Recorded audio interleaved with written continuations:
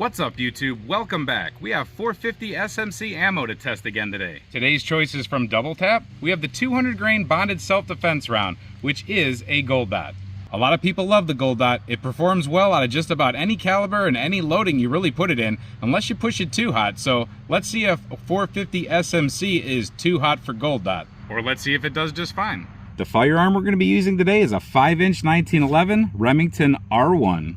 Now, some of you might be wondering, what is 450 SMC? Well, 450 SMC with a small primer pocket and 45 Super with a large primer pocket are very close. I'm not going to call them the same thing because some people will disagree, but they're very close. But what it is it's a built-up case for a 45 ACP. It's kind of like 45 ACP, then 45 plus P, then 45 Super, just strengthening so that you can get more pressure, higher velocity rounds, and really you can get some incredible performance if you pick the right projectiles. Now, typically the guns need to be what I call hardened. You need to either be approved from the factory right out of the rip, which some not AKs, but HKs are approved for plus P and Super ratings. And then some guns like 1911s, a lot of times you have to do work to change them around. So either from the factory, or if you have to do the work, they need to be heavier sprung so that they can handle that extra hot round. But no matter what, the barrel remains the same. That's a 45 ACP barrel. It just has heavier springs than your typical 45 ACP. We're gonna put 5 rounds through that pistol into this B8 target for accuracy testing. And hopefully the chronograph works so that we can get an average of feet per second and foot-pounds as we get into that target. The target will be 20 feet away, the chronograph will be 15 feet away. We have two 20-inch, 10% clear ballistics gel blocks lined up for a total of 40 inches. And we'll have the chronograph right in front of that gel so that we can capture the velocity of the bullet that actually hits the gel. So one thing to note before we get to shooting is that my accuracy testing is done offhand. I don't use a bench, I don't use a rest, anything like that, because I'm going for practical accuracy. In a real world defensive situation, whether it's 2 or 4-legged critters, you're not gonna have a bench rest or a table, most likely. Now I'll shut up and we'll get to shooting. All right, 15 feet off the chronograph, 20 feet off the B8 target, Remington R1, 450 SMC. Let's do it.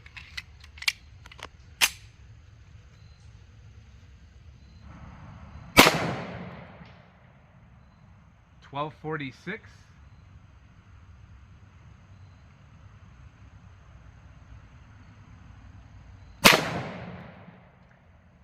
.1247. That's pretty close. It's just one off, or one different, and that's pretty substantial in the hand. It's a rocker.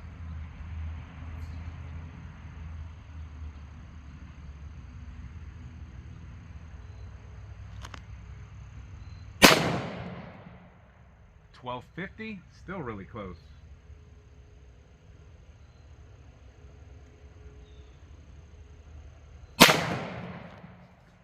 .1264.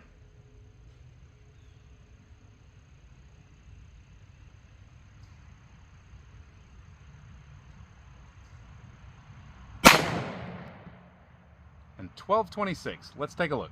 All right, that's pretty nice. We have 1, 2, 3, 4, and 5. So we can call that one kind of the flyer out of that group. And that's where I'm shooting today with the light at my back the way it is, which isn't too much light, but every day's a little different. But they're all there in the X and X ring, so pretty nice. I mean, like I said, it is a handful, but it's definitely accurate. All right, 15 feet off the chronograph and gel block this time. Let's see how she does. I think this is gonna be pretty crazy.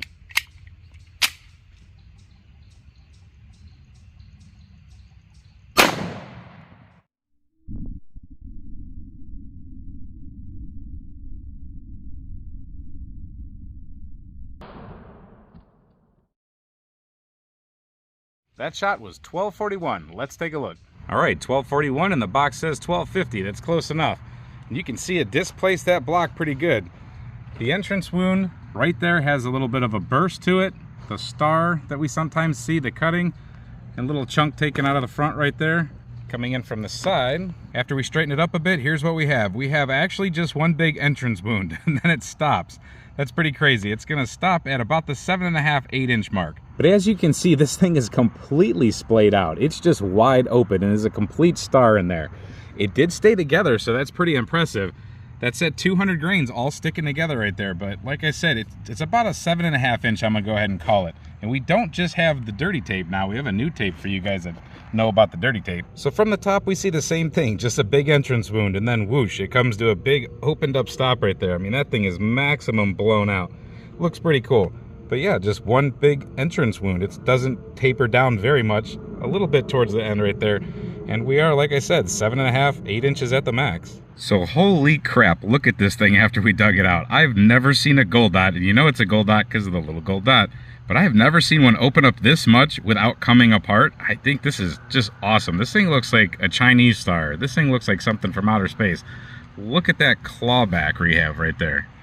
That's just awesome. You can see it didn't have much left to peel. You only have a little bit of base left. That's really impressive, and it was face forward for the most part. So, I mean, that's all that foot-pounds of energy just coming slamming to a stop after opening up and creating a lot of devastation on the way. You saw it in the slow motion. That was no joke. That's really, really, really impressive. I like that. I mean, here's a different perspective that's just bonkers. Look at these two projectiles next to each other.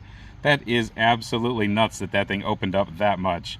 Yay to Gold Dot. Wow, good job. And absolutely yay to Double Tap because they loaded this thing completely correctly. So there's all the information together. You have the feet per second with the grain weight. That gets you the foot pounds, and the foot pounds are amazing. 5-inch 1911, delivering that kind of foot pound, bonkers. Not what this thing was originally designed for way back in the day, but we have it now, and that's really cool. You saw it in the gel in the slow motion. That's pretty impressive.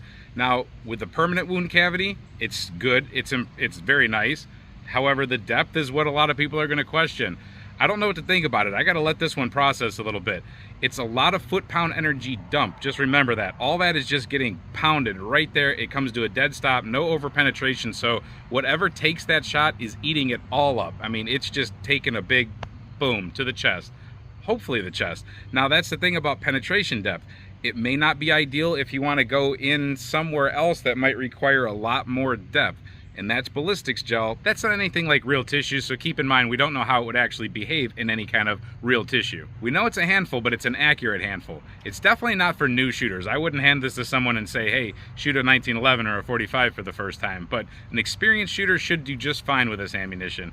Just, you have to pick your application. So let me know what you think in the comments about this double tap loaded Gold Dot, this 200 grain bonded defense round. Pretty impressive in my opinion. What do you guys think? Hope you like these kind of videos, and thanks for watching this one. Until we see you next time, stay safe, have fun, and keep shooting.